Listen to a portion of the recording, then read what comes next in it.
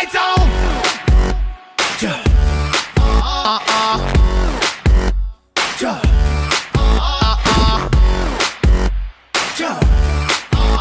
What's up guys, it's Nk3 here, and today me and Anthony played a little bit of squash. Like I said in the other video, I was going to do it with my GoPro, but I didn't have the straps to do it, so I didn't have time to go grab them, so we just filmed it instead. Basically what squash is you're in a square of a room with four sides. There's a square nick, and you have to hit it against the back wall or front wall, the wall you're facing, below the high line and above the low line, and when you're serving above the middle line. That's pretty much it. It can bounce once, and you have to make sure you hit the ball against that, and it's a game of two players, and that's what we did today. After we warmed up and stuff and got all ready and we're ready to go, we played our first game. Now this clip is 2 minutes long, but the game was much longer. It was quite close. Yeah, insert clip.